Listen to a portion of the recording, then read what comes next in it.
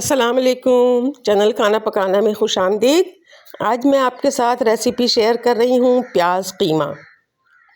प्याज कीमा के लिए जो चीज़ें मुझे चाहिए वो हैं, इसके लिए मैंने तकरीबन हाफ़ केजी जो है वो 500 ग्राम से कुछ ज़्यादा ही मेरे पास कीमा है। और इसके लिए मैंने इसमें 350 ग्राम प्याज लिया है और प्याज को मैंने बारीक काट लिया है। इसके अलावा टमाटर है मेरे पास तकरीबन 200 ग्राम है। 3 जो बड़े टमाटर हैं मैंने लिए हैं और उसको काट लिया है मैंने। लहसुन को भी चॉप कर लिया है और अदरक को भी चॉप कर लिया है। हरी मिर्चें भी मैंने काट ली हैं, बड़ी वाली थी तो मैंने इसको 4 से 5 हरी मिर्चों को काट लिया। और ये मसाले हैं मेरे पास। मसाले में मैंने साबित मसाले लिए हैं ज़्यादा, दालचीनी, इसके अलावा लौंग, इलायची छोटी वाली भी और बड़ी वाली भी, 2 तेज़पात, 4 से 5 मैं इसमें रेड वाली जो सूखी लाल मिर्च होती है वो है मेरे पास। इसके अलावा ये जो पिसी हुई लाल मिर्च होती है ये तकरीबन 1 टेबल स्पून बराबर से है। 1 टीस्पून काली मिर्च पाउडर है, 1 टीस्पून ही साबित ज़ीरा है और 1 टेबल स्पून बराबर से कुटा हुआ धनिया है। तो बस ये सारी चीज़ें जो हैं वो चाहिए इसके लिए। और बनाना इसका बहुत ही आसान है क्योंकि इसके लिए बहुत ज़्यादा जो है वो मसाले भी इसमें नहीं हैं और इसमें बहुत इजी है कि इसको आराम से हम जल्दी बना सकते हैं। बस थोड़ा टाइम कीमा के पकने का लग सकता है। एक पैन में मैंने ऑयल को गरम कर लिया है। वैसे घी में बनाएं तो और अच्छा टेस्ट आता है, लेकिन मैंने इसको ऑयल में लिया है। और सबसे पहले लहसुन जो मैंने चॉप किया है वो मैं इसमें डाल दूँगी। लहसुन को इसमें फ्राई कर लेना है जब तक इसमें बहुत अच्छी सी खुशबू ना आने लगे लहसुन की। जब लहसुन की बहुत अच्छी सी खुशबू आने लगेगी तो फिर इसमें मज़ीद मैं चीज़ें ऐड करूँगी। और ये देखिए हल्का सा कलर जो है वो लहसुन का चेंज होगा। फ्लेम को बहुत हाई नहीं रखना, बस इसे लो टू मीडियम के हिसाब से रखेंगे और लहसुन को पकने देंगे ताकि अच्छी तरह से लहसुन की खुशबू जो है वो ऑयल में भी आ जाए और लहसुन का वो जो कच्चापन है वो भी ख़त्म हो जाए।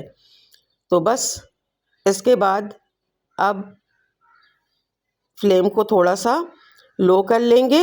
और लो करने के साथ ही, क्योंकि लो इसलिए कर लेंगे कि इसमें लहसुन का कलर बहुत ज़्यादा चेंज ना हो जाए, तो हल्के हल्के पकना जो है वो ज़्यादा अच्छा रहता है। इस तरह से कि कलर भी ख़राब ना हो और पक भी जाए बहुत अच्छी तरह से।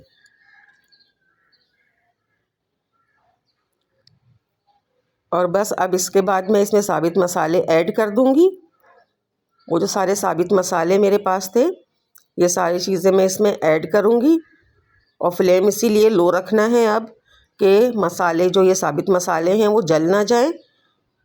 और जैसे ही मसाले थोड़े से पक जाएं तो फिर मैंने कीमा ऐड कर दिया है और कीमे को इसमें अच्छी तरह से मिक्स करना है, अच्छी तरह से ऑयल में। अब ये देखें कि कीमे में जब कीमे को हम अच्छी तरह से इसमें भूनेंगे तो जो मसाले का टेस्ट है वो भी इसमें आएगा, जो लहसुन अदरक का टेस्ट है, जो मैंने चॉप किए हुए लहसुन अदरक को पकाया है उसका भी टेस्ट इसमें बहुत अच्छी तरह से एब्जॉर्ब हो जाएगा। और वैसे भी बीफ का जो कीमा होता है उसको भूनना ज़्यादा ज़रूरी है बहुत अच्छी तरह से, क्योंकि एक उसमें हीक ना रहे, मतलब एक जो उस स्मेल सी होती है वो ना रहे। वैसे तो हम धोने में अच्छी तरह से धोकर गोश्त को या कीमा को वो चीज़ निकाल देते हैं, लेकिन जब फर्स्ट टाइम इसको भूने तो कोशिश यही होनी चाहिए कि बहुत अच्छी तरह से इसका कलर सिर्फ चेंज ना हो बल्कि ये भून जाए। चिकन में आमतौर पर हम कलर चेंज हो जाए तो हम उसे यूज़ कर लेते हैं, आगे फर्दर चीज़ें उसमें ऐड कर देते हैं, लेकिन यहाँ पर थोड़ा सा इसको पकाना भी ज़रूरी है ताकि इसका सिर्फ कलर चेंज ना हो बल्कि ये अच्छी तरह से जो है वो बग़ैर पानी के अच्छी तरह से पक जाए। ये देखिए मैंने थोड़ी देर के लिए इसको कवर कर दिया था 5 to 6 मिनट्स के लिए। अब ये देखिए कि कीमा बिल्कुल अंदर से भी अच्छी तरह से पक चुका है और जो है वो इसमें कोई इस तरह की चीज़ अब नहीं है कि जिससे कोई स्मेल वगैरह का ख़दशा हो। अब बाकी सारे मसाले मैं इसमें डाल रही हूँ। धनिया पाउडर, जो कुटा हुआ धनिया है मेरे पास, लाल मिर्चें हैं, साबित ज़ीरा ये डाल दूँगी, लेकिन काली मिर्च मैं अभी नहीं डाल रही। और गरम मसाले तो मैंने इसमें साबित ऐड कर लिए हैं। अब इन मसालों को भी अच्छी तरह से भून लेंगे। वैसे तो इस डिश में जो है वो पानी की ज़रूरत नहीं होती है, लेकिन ये देखिए कि क्योंकि इसमें जो मैंने पहले पकाया था कीमे को, तो देखिए पानी कितना है ये कीमे की यखनी है एक तरह से। ये मैंने कवर करके इसको पका लिया था, तो मसाले इसी में भून लेंगे हम, ताकि मसाले का जो कच्चापन है वो दूर हो। और फिर उसके बाद जो है वो ख़त्म हो, जब वो कच्चापन ख़त्म हो जाएगा तो फिर हम इसमें प्याज ऐड कर लेंगे। और प्याज मैंने इसमें ऐड किया है हाफ़, यानी जो मेरे पास प्याज थी उसमें से मैंने हाफ़ प्याज इसमें ऐड किया है। अब इस हाफ़ प्याज को भी अच्छी, क्योंकि एक चीज़ देखें कि प्याज जो है वो बारीक कटिंग करनी है।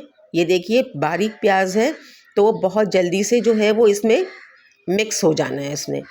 तो अगर मैं ये मोटी मोटी सी प्याज हम लेंगे तो कीमे में वो जो एक तरह से उसकी ग्रेवी है या उसमें जो गलने का काम है वो नहीं हो पाएगा जल्दी।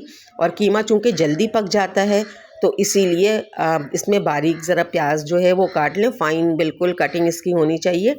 अब जब मैंने इसको हाफ़ प्याज डाल के मैं इसे अच्छी तरह से मिक्स करूँगी, और साथ ही इसमें जो टमाटर मौजूद है वो टमाटर भी मैं इसमें ऐड कर दूँगी। क्यों कि टमाटर का भी पानी और प्याज का भी पानी आएगा, कीमा को इसी में गलना है, यानी मैं कोई अलग से पानी इसमें ऐड नहीं कर रही। बस इसको इसी तरह से पका लेना है। और पकाने के साथ ही, यानी कि पकाने के लिए इसको कवर करेंगे हम पहले, और जब कीमा पक जाएगा तो इसमें बकिया मसाले ऐड कर देंगे। अब मैं इसे कवर कर रही हूँ 20 से 25 मिनट के लिए। ये देखें कीमा हमारा पक चुका है, और अब इसमें जो मैंने प्याज को बचा लिया था वो प्याज मैं इसमें डाल लूँगी, और साथ ही मैं इसमें ये हरी मिर्चें भी डालूँगी। सारी प्याज, हरी मिर्चें, और इसके साथ ही ये जो काली मिर्च पाउडर मैंने रख लिया था वो भी मैं इसमें ऐड कर दूँगी। और इसे अच्छी तरह से चला लूँगी। फ्लेम को थोड़ा मैं हाई पे कर रही हूँ, और इसे ये देखें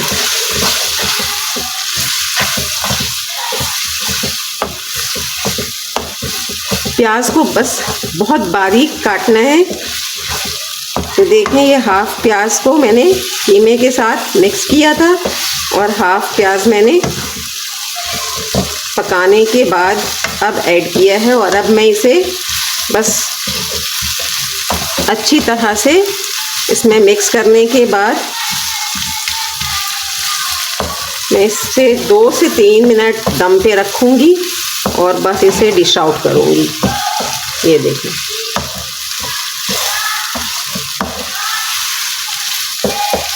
अच्छी तरह से इसमें प्याज को मिक्स कर देना है कीमे में।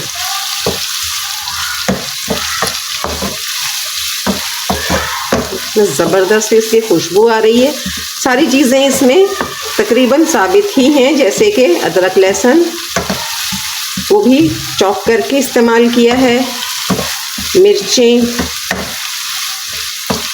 और प्याज।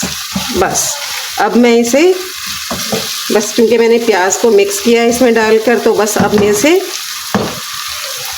2 से 3 मिनट मीडियम फ्लेम पर इसी तरह रखूँगी और फिर मैं इसे डिश आउट कर लूँगी। तो ये थी हमारी आज की रेसिपी प्याज कीमा। ये भुना हुआ प्याज कीमा देखें कितना मज़ेदार लुक आ रहा है इसका। तो वाकई ये है भी बहुत टेस्टी। आप इसे ट्राई करेंगे, आप जब इसे बनाएंगे तो आपको पता लगेगा कि बहुत टेस्टी ये रेसिपी होती है और बहुत झटपट सी बनने वाली भी होती है। और स्पेशली रमज़ान के लिए, सहरी के लिए बहुत ज़बरदस्त है। रमज़ान में सहरी टाइम के लिए जो है वो हम पराठे या चपाती के साथ जैसा भी आपका टेस्ट हो आप इसे बनाकर इंजॉय कर सकते हैं। और क्योंकि ये बहुत लाइट मसाले से जो है वो ये रेसिपी बनती है, तो बहुत हैवी भी नहीं है रमज़ान के हिसाब से, रोज़े के हिसाब से। तो आप ज़रूर ट्राई करें और 1 से 2 दिन के लिए हम इसे आराम से रख कर भी यूज़ कर सकते हैं। मेरे चैनल को लाइक और सब्सक्राइब कर दें। अपना बहुत सारा ख्याल रखिएगा, दुआओं में याद रखिएगा। अल्लाह हाफिज़।